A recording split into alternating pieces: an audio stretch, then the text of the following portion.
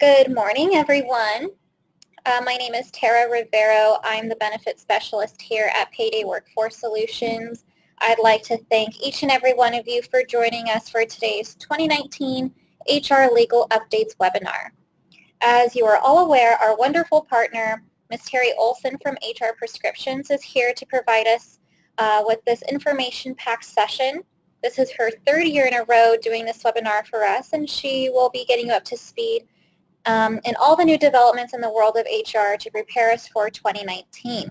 Without further ado, I will go ahead and hand it off to Terri. Good morning, everyone. I do want to make sure that you all know that I am not an employment attorney, so this is not legal advice or anything. It's just letting you know what's going on for 2019. So let's get started. Here's what we're going to talk about today. The mandated sexual harassment prevention training that is going to be required of employers with 5 or more employees. I'll get into the details of that.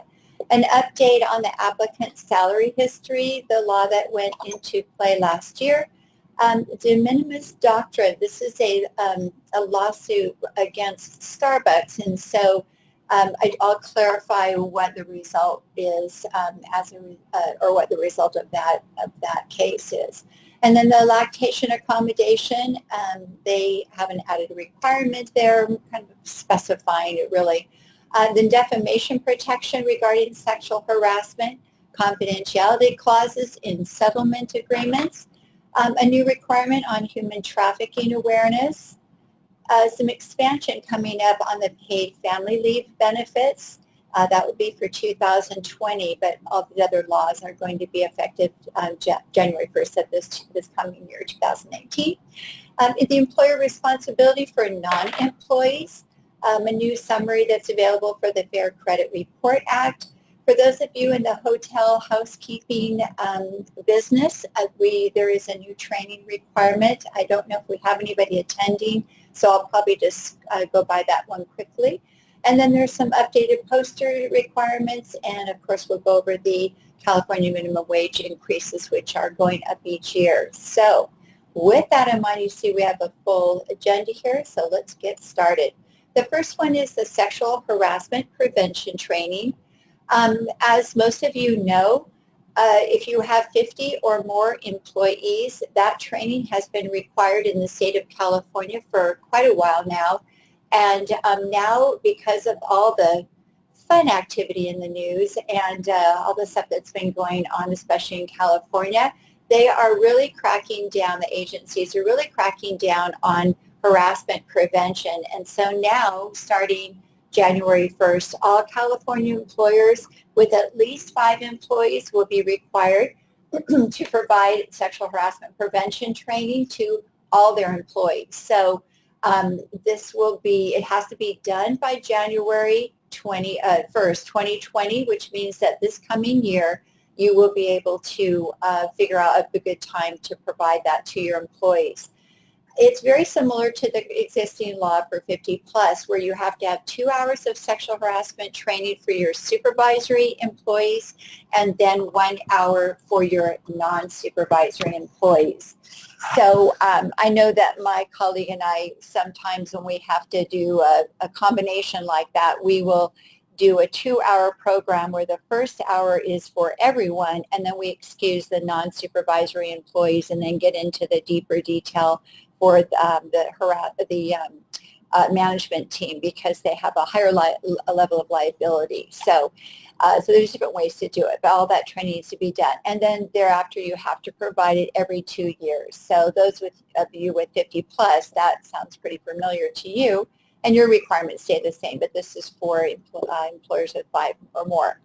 You do have to provide the training to temporary or seasonal employees within 30 days of the time that they're hired, or if they're going to be working less than 6 months, that might be some of you that are in retail and stuff, they have to be provided with that training within 100 hours of of the time they've worked. So, and then if you have agency workers, so I know I have clients that hire temp agency workers to see if they are working out, and then they bring them on board as regular employees if they like them. So if you have agency workers, anyone from a staffing agency, the agency is responsible for training them, not you. So you do not need to include those in your plans. And then you can do the training as a group, or you can do it individually. Obviously, if you're hiring people, you're probably having to do that training on an individual basis or maybe a smaller group. You can also do it in shorter time segments as long as you meet the requirements. So let's say you wanted to do 30 minutes in January and 30 minutes in February because of the difficulty in getting everyone together, then you are able to do that. You just have to make sure you meet the 1 hour for non-supervisory and 2 for supervisory. And then the Department of Fair Employment and Housing, they are required to develop a training program. And so they are going to make that available. I assume that will be available on January 1st, but we'll see. So they will have something available, and you can either use their training program, you can develop your own, or you can work with someone such as myself, a consultant that is familiar with that training and already has plans or programs available, but sometimes people like to develop their own things. So as long as you're meeting all the requirements of the training, and you have a clear understanding of sexual harassment and how to prevent it and all of that, then you can do your own. So that should be up on the DFE website very soon. And then the DFEH does have posters and fact sheets that are available. They have them in English and then several other languages. The last I checked, I didn't see them, but again, I think those will probably be all there by January 1st. So what you need to do from here is, either have someone do the training for you, an outsider, or get those materials from the Department of Fair Employment and Housing and get that training done by January 1st of 2020. The one thing is, you're going to, let's say you did the training in January, you're still going to have new hires throughout the year. So you just want to figure out what your plans are going to be for addressing those people as they're hired. And then just get that training scheduled. The next one is the applicant's salary history. And this is just an update to last year's law. So last year, Governor Brown had amended the California Equal Pay Act, and it prevented any employer from inquiring about an applicant's salary history. So you couldn't ask what they're currently making. This year, there was some confusion in the law, and there's, of course, they don't always answer everything because they never ask employers. They just, as legislators, decide that this is what the law should be, and then they find out later, oh, I guess it doesn't quite work. So anyway, a little sarcasm there. But anyway, they are clearing up some terminology that was in the law. So pay scale was one of those. And what that means is a salary or an hourly wage range. So typically HR people have, for each job, we have a minimum that the job will pay, a midpoint, which is the average that qualified people are earning, and then a max, which would be someone that's been doing that job for quite a while. So that minimum mid-max is something that I would highly recommend that you have for all of your positions. The reasonable request means a request that's made of an applicant after they've completed the initial interview. They don't define what initial interview means, so I would assume, I would just be cautious and assume that if you do a phone interview, that would be considered an initial interview. So I know a lot of us will do a phone interview first to see if the person's qualified, and then we'll do a live one. So I would consider that initial. The applicant or applicant for employment, that would not include your current employee. So some of you have a process where if an internal employee, someone that's already working for you, is interested in a position, they have to maybe fill out an application, an internal application for a new position, and so they would not be considered applicants for the purpose of this law. You can inquire about an applicant's salary expectation. So this new law I guess you would say clarifies it. There is language that I would put on an employment application that would give you the ability to ask for that. But you're not asking what they're earning. You're not asking what they've made, their salary history in other jobs. You're just saying what are your expectations for this position if we are to hire you. And then your external applicants, again, not your current employees, are entitled to that pay scale. So if they ask what the pay scale is for the position, you do have to give them that, and but only after you've had that initial interview. You can make your compensation decisions based on that prior information, the salary that they are earning when it comes to your current employees. You just cannot have any wage discrepancy that's based on illegal factors. So the legal factors are seniority, their merit, any of those bona fide factors other than race, sex, and ethnicity, which was why this law was created in the first place last year, was to make sure that people weren't making their decisions based on those three areas, which of course could be show discrimination. From here, just make sure that your employment application is properly worded to request the expected salary. Create those wage ranges if you don't have them. Even if you're a very small employer with maybe 3 positions in your company, it just gives you that internal control of this is what I'm going to pay people for this position. And then make sure all your managers, if they're doing any hiring, make sure they know how to interview, what questions they can ask and what questions they should not ask, and also that they don't ask anything about compensation. That should be pretty much monitored by your HR team. The de minimis doctrine, this is a law that came from decision, I should say, that came from the Troester versus Starbucks case. And what happened here is that Starbucks had, and I'm sure not in every store, but they had employees that were clocking out, and I think this was their store managers that were non-exempt, and they were clocking out, and then they would bring the furniture in from the outside, or they would walk an employee to her car, and then come in and lock the door and go. What happened is that they were sued for those small increments of time that the employee was not being paid. If you have an employee that is working off the clock, then you're going to want to pay attention here. I know that some businesses, this isn't the first lawsuit that had to do with this. I know Nordstrom had one quite a while ago where the employees were writing thank you notes to their customers, and they were doing that on unpaid time, and they were hit pretty hard with that. So I don't know why we have to have these things over and over again, but here we are. So if you're requiring your employees to work off the clock, you are not going to be held for or be required to compensate them for maybe a couple minutes. But if they are doing things like clocking out and then locking up and then doing other things, you're going to want to start paying them for that time. So and to me, as an HR consultant, I don't know why you wouldn't pay for them, but sometimes there are problems with employers that have clocks where the time clock is in an area where there's only one of them and employees are standing in line waiting to clock out.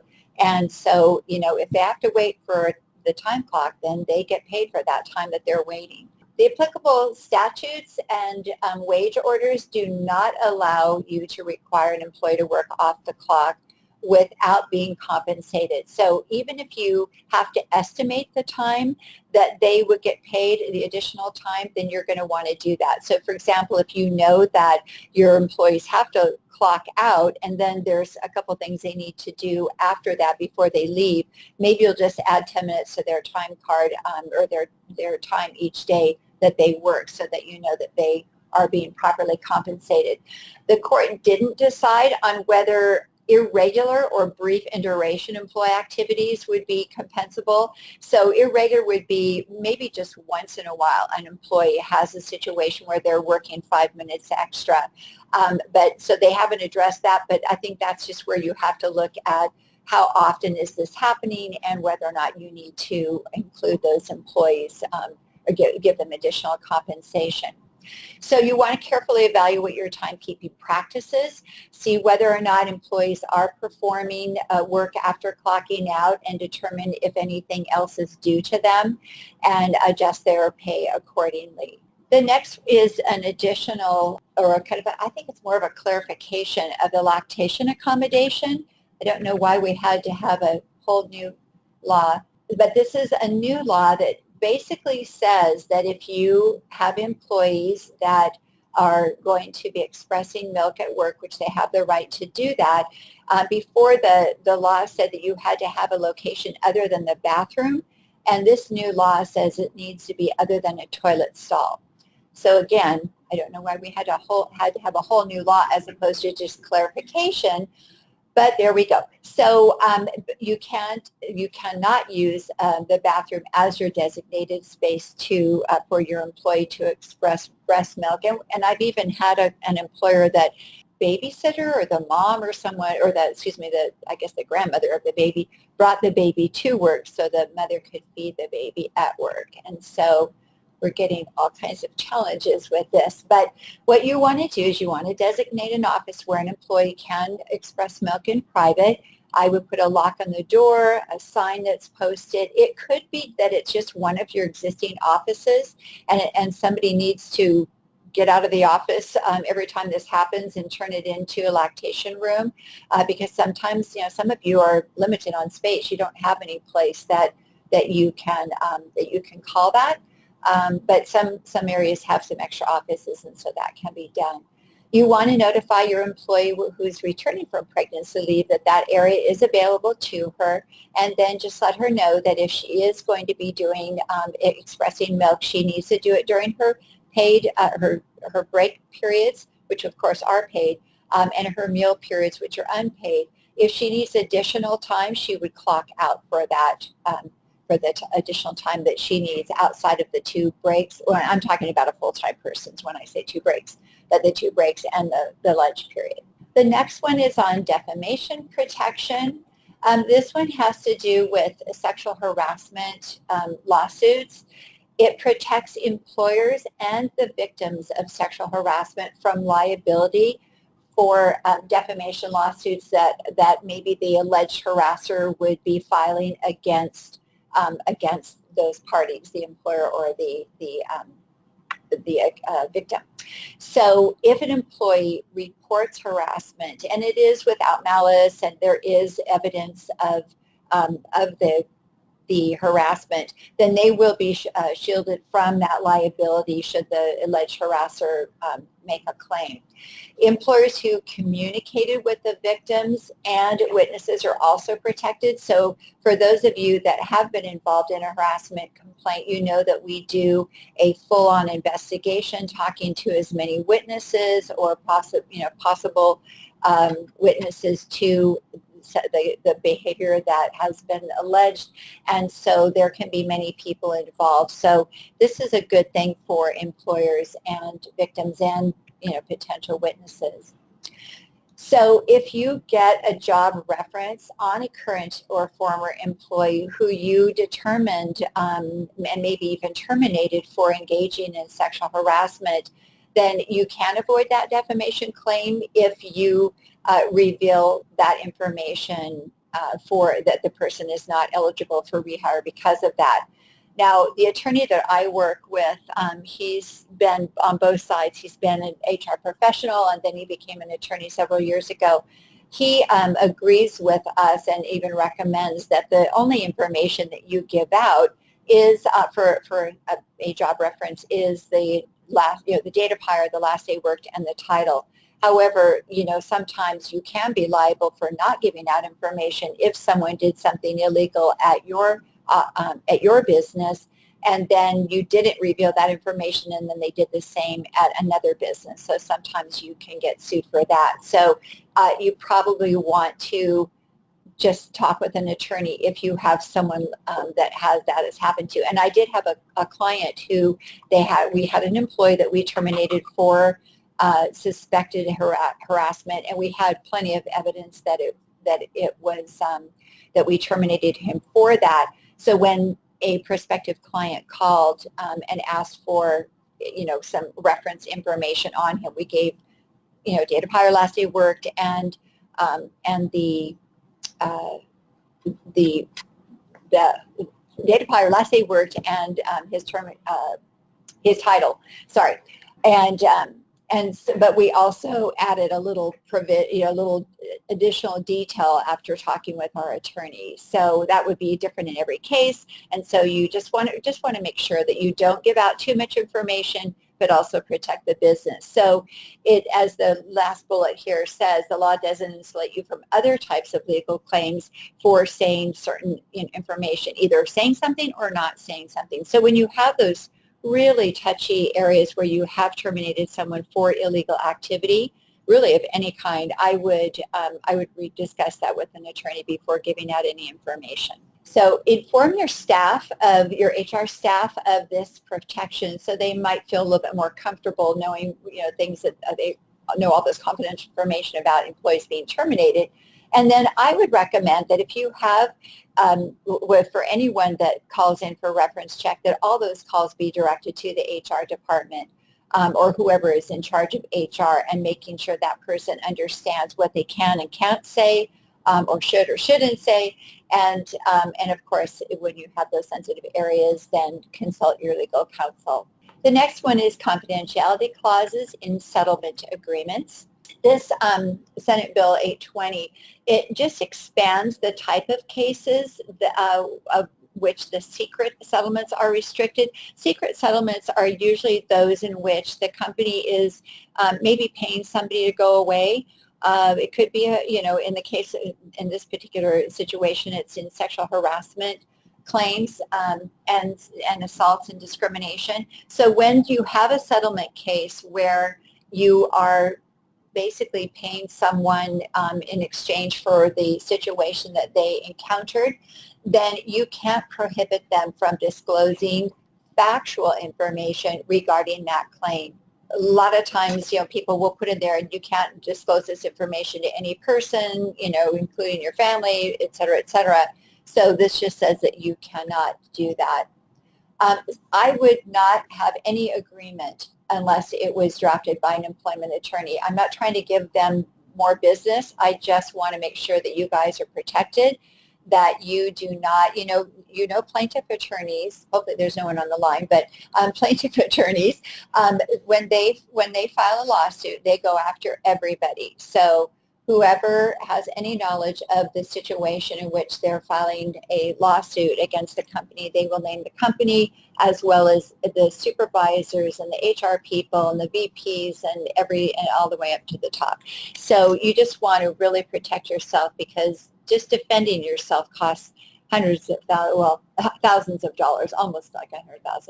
And I remember talking to someone who, her boyfriend had a business, and he had a situation, a claim filed against him, and he knew he was right, and he was right, and he was considered innocent at the end, but it cost him $250,000 to prove that. Save yourself some money and get an attorney involved in the beginning. Human trafficking, I don't know how much you know about this, but in Orange County, or at least Southern California, Orange County, LA County, this is a huge, huge problem. I was shocked to hear statistics and learn more about it. Hotels, bed and breakfast, urgent care centers, places where people are being hired. They have been brought into this country, and they are being hired to work in these establishments. There is a poster that I think it was last year that that was required. Might have been 2 years ago, but anyway, there was a poster that that if you were in these types of businesses, and there's a whole list of them, that you had to have that poster up. This new law is requiring training as well. If you work in a hotel, for example, and you see a gentleman walk in with a young girl, those employees will be trained to look at that young lady and see whether or not she's there willingly, or maybe if there's some fear in her eyes. And so these, like I say, these things are happening everywhere. It's pretty disgusting. But anyway, The 20 minutes will be a prescribed training, and the law goes into the details of that.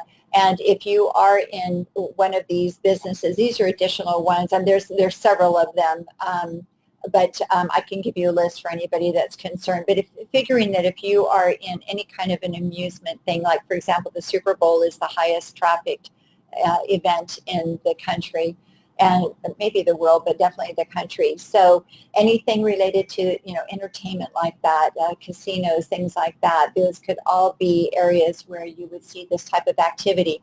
So you do need to provide that training to anyone who's likely to either interact with or come in contact with victims of human trafficking. The training has to be completed by January 1st of 2020. So anyone that was hired as of July 1st, they will need to be trained. And then they have to be trained within 6 months of employment in a role where they will interact or come in contact with these victims. So your new hires, anyone that's hired within that year, and then you'll be doing that training every 2 years. So again, like the sexual harassment training, you're going to have to make sure that your new hires and everyone in the beginning, and then all your new hires are trained in a timely manner. So the Department of Fair Employment and Housing is authorized to seek an order requiring compliance from any employer that is found to be in violation. So you know that this is one of those opportunities where plaintiff attorneys will be looking for companies that have not complied by the end of next year. And so you want to make sure that you get that training scheduled. So review your employees' roles, determine if there would be any contact. I think even retail, could be, if somebody could come in and be getting a new wardrobe for someone that they just kidnapped. So anyway, there are stories I could tell you. You can tell I'm a little passionate about this issue. So make sure that you look at those roles, see if anyone would have interaction or contact with a victim, and then make sure you get that training. Oh, 2010. So that should be 2020. Wishful thinking that we could go back in time. Okay, expanded paid family leave benefits. This law is not effective until January 2020, but I just want you to be aware of it. Currently, employees that want to take time off for, and this would really fall under your FMLA, but qualifying exigency leave, and I'll explain what that is in a second, they have been required to use their vacation or PTO benefits, whichever you offer. Starting in 2021, they're going to expand those benefits to, I guess that's 2 years from now. Sorry, I'm doing the math. But they were going to be expanding those benefits for employees to be able to use the paid family leave benefits if they are going out on a leave for qualifying exigency. And what that includes is if they take time off to go to official ceremonies, and this is for, I should finish the second bullet here, it's for the employee's spouse, their registered domestic partner, their child, obviously an adult child, or their parent. If they're a member of the U.S. Armed Forces, then they may qualify for that qualifying exigency leave.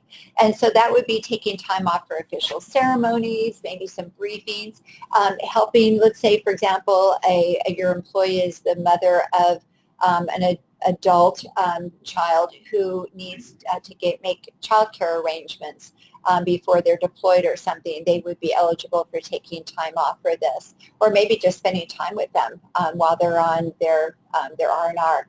So you don't have to do anything until next year, thinking about, this is just going to be a benefit. And just to clarify, a lot of people get really confused about what paid family leave is. It is not a leave of absence. It is not a job protected leave. It is simply a benefit that is paid through taxes. So we've had for years, we had state disability insurance, and when an employee is out on his or her own, for his or her own disability, they collect SDI benefits. I can't remember how many years ago it was, probably at least 5, that the state added an additional tax amount to the SDI so that we could pay out, or they could pay out these paid family leave benefits. So this is an insurance benefit, so that if an employee goes out to take care of a sick child, parent, or spouse, or now with this new law, it'll be expanded, then they will be able to collect benefits for that purpose. It's also for baby bonding leave. So some of you probably already know or have had employees that have gone out on pregnancy leave and then extended it to baby bonding leave. Unless they are protected under FMLA or CFRA, then this is, again, this is just an insurance benefit. It is not a leave of absence. I know I always make my employee handbook policies very, very clear on that, so people don't think they have a job guarantee. The next one is employer responsibility for non-employees.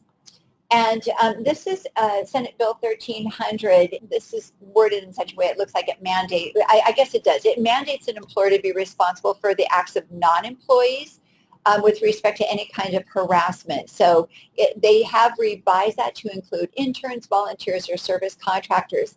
The law has been, under sexual harassment laws, that employees are protected by what they call agents, which is anyone from the outside.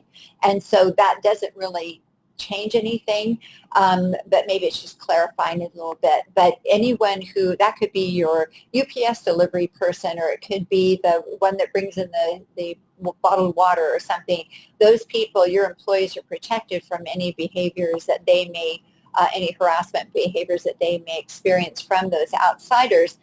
Those outsiders are also protected from your employees behaving inappropriately towards them. So there's just all kinds of fun to watch these days. Anyway, this bill makes it unlawful and unlawful employment practice for an employer to, in exchange for a raise or a bonus or any kind of condition of employment, to do any of the following. Require an employee to sign a release stating that they don't have a claim or injury for harassment.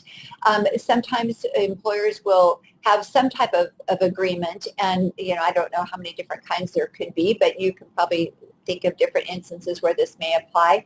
But they have an agreement and they ask the employee to sign a release, maybe that they accepted their final paycheck, and that also that they will not file a claim against the company for any kind of sexual harassment behavior or anything. So it prevents an employer from doing that. You also, as an employer, cannot require them to sign a non-disparagement agreement or any document that intends to deny them their rights to disclose that, any kind of unlawful act in the workplace. So it could be sexual harassment, it could be discrimination, or any other thing. And so you, again, can't have them sign any kind of an agreement that says that they will not provide that information to anyone. And again, if you think about the things that you've watched on the news or heard about or read online or something, this is all to allow people that are victims of harassment to be able to come forward and disclose information that would help prove the innocence or conviction of a harasser. So you want to make sure that you have any agreements that you have, that you don't include any of these unlawful releases. Again, I wouldn't have an agreement unless it was reviewed by legal counsel, just to make sure, because boy, that there are either attorneys or the different agencies that can say, oh, this one word is out of place, and one word or any missing information can create some problems for you. So just pay attention to those. The next one is just real simple. This is just for those of you that are doing background checks. There is a new summary that the candidate, if you're doing a background check for those that you offered a job to, or any other kind of reason for doing those checks, those background checks, there's a new form, a new release, so you can get that from the Fair Credit Reporting website. So you need to be using that updated form, actually since September, but I don't remember hearing about it in September, so start using it now. The next one, for any of you that are in the hotel housekeeping business or in the hotel business, this is a new training program that's required starting, or was required starting July 1st. So I just wanted to cover it just briefly for those of you that may own a hotel, a motel, resorts, bed and breakfast inns, all of those things. In the state of California, every employer has to have an injury and illness prevention plan, which requires you to do quarterly safety training and have annual safety, or not annual, monthly safety inspections, establish who's going to be the safety director, etc. So that's all has always been required or has for many, many years. But this one is a specific one for people in this industry.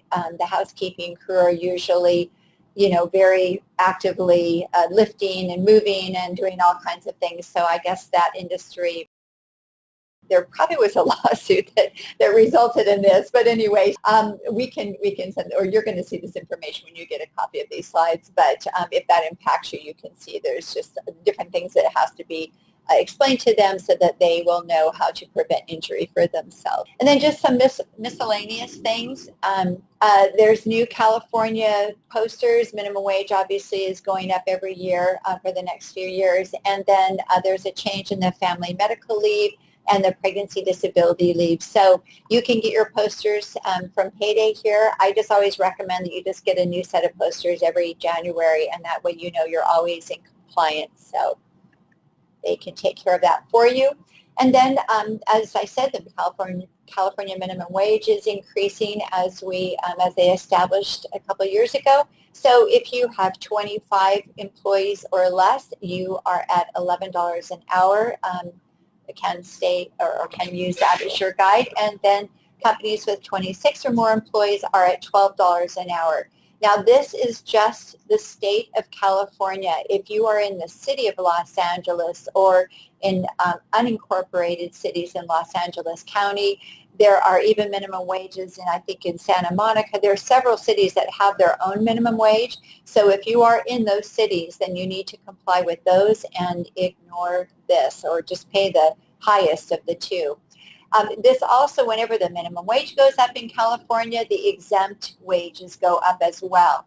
If you have employees that are qualified for the exemption status, meaning that they are not eligible for overtime, they would fall in a category of either executive, professional, administration. Those are the three main categories. And so one of the requirements is that your employees are paid at least twice the California state minimum wage. So taking that $12 an hour, that comes out to a minimum of $960 a week, $40,160 a month, or $49,920 a year.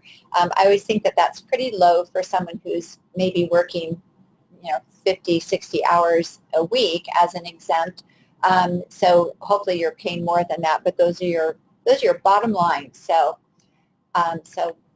make adjustments accordingly. And then if you have a computer professional on staff, one of the requirements for that is that they earn these minimums. So the new rates for 2019 had a nice bump of 4.2%, even though the increase overall is 3.1. It is estimated for the cost of living increase and et cetera.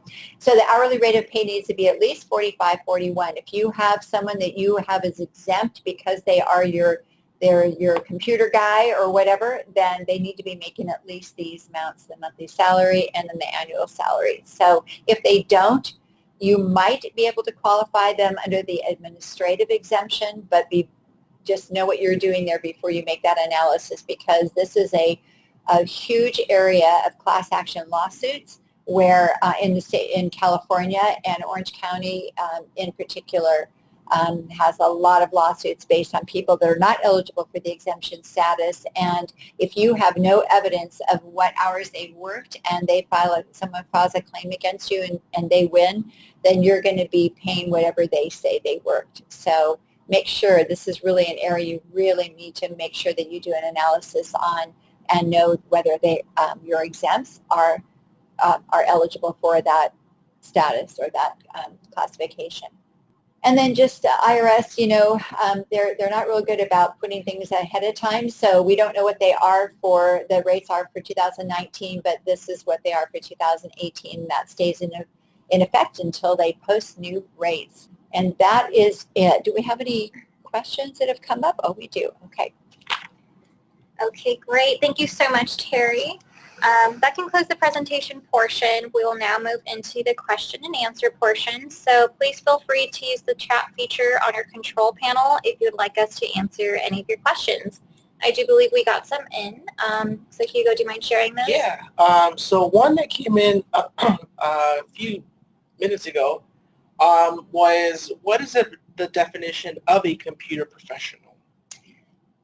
If I had my wage and hour manual in front of me, I would be able to answer that. It isn't just your, you know how we always call them the computer guy. I guess even if it's a girl, we like, oh my God. But it's not just someone who is troubleshooting the problems in your, with your computers throughout the company. It's someone who is doing programming, you know, I'm not a computer person, so I'm struggling with the language. But they are high level computer professionals, not people that would be considered like help desk. So if you give us your email address, I would be happy to send you those requirements. But unfortunately, I just don't have them off the top of my head. So thank you. Yeah, and we will. Go ahead and can answer some of these questions offline or provide those extra materials. I have the contact information for the people that have joined. A few of them coming in. So how does one become qualified to do the sexual harassment training if they do not currently meet any of the California state law requirements? You know, it's interesting with the new law, assuming that you're talking about the sexual harassment training for the 5+, I haven't seen anything that says you have to be you have to be qualified to do that. Again, that's something where I don't have it off the top of my head, but I know that like my colleague Meg and I are HR consultants, and we have several years of HR experience and have done investigations and things like that. And so it depends on your knowledge and experience in that. I know that investigations now have to be really done by private investigators, but for the training, I believe it's a level of knowledge and understanding. I can probably dig that up and give you that information, but I would say that if you are an HR director, an HR manager, you probably would be fine because you've got enough understanding. There's so much to sexual harassment, you can't really just take a PowerPoint presentation that somebody else did and say, okay, blah, blah, blah, unless you're just reading it. People have questions and they have scenarios they want to know, was that illegal and stuff. So, you know, like I said, I can probably dig up that information to give you more specific content. Okay. And then I have a very related question. Can you provide a list of companies required to provide sex trafficking training? I think that might be industries, like a list of... Oh, the sex trafficking? Yeah, still on that topic. I can tell you who, I can give you a list of the ones that have to provide, or have to have the posting up, and I think that would be that would give you a good content. Yeah, so, we can definitely that. Send that out as well in the resources after the webinar today. I believe we have a few more. Yeah, another question is, after you do the sexual harassment training, is there any paperwork or documentation required to prove that that training was conducted? I would definitely have a list of all the employees in attendance. So whenever I do training, I always have a check-in list, and it has everyone that's supposed to be there, and they all sign. You probably want to do it at the end because sometimes people slip out, so they need to come back and do it again. But I would have a list, a sign-in sheet, and then I would have an acknowledgement from every single employee that they attended the training on whatever date, that they had an opportunity to ask questions, that they have a copy of the policy on sexual harassment, for example, whether it's in their employee handbook or it's a separate document, or that you issue it that day again, and that they understand their responsibility to comply, as well as alert the company to something, especially managers, that they alert the HR department or whoever is in charge at your company of HR, that they alert them to even suspicion of a potential harassment. So I would have all that in an acknowledgement and have it signed and put it in the personnel file of every employee. Okay, great. Thank you. And I think this is training, well, this one's specific again to sexual harassment training, but I think it can be applied to all training. Any recommendations on how to provide training to all employees that work in multiple locations? I know that that is often a challenge. The DFEH, we don't know what their training is going to look like yet. They haven't said that it's going to be, the interactive, something that it could just be on their website and the person just has to flip through it and then sign it. That doesn't seem like that would be very effective, so I'm guessing that it's going to be some kind of interactive thing.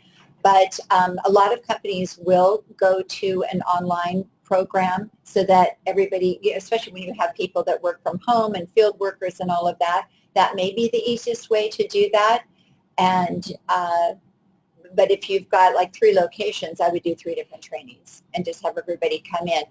Maggie and I have done training on Sunday morning before the restaurant opens, and and done in the evening after the store is closed, and whatever is required. So you may just have to figure out a time that everybody can come together if you don't want to do the online training. But lots of times that's a good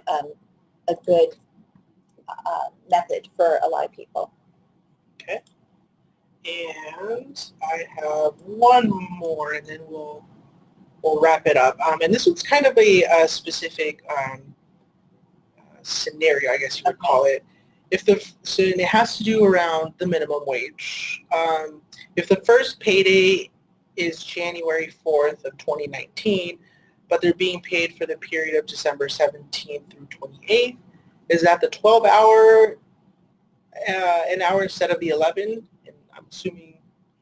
I would just say that any days that they work in 2019 needs to be paid at the higher rate. So you may have to put into, and that's for payday to answer that question probably, but I would say you either decide to pay the whole paycheck at the higher rate, or divide it, have it so many hours at the lower rate and so many hours at the new rate, and then just have it split that way. I don't know how many fields are available that can be done, but. Okay, I believe that is all the questions. Those are all the questions that we have for today.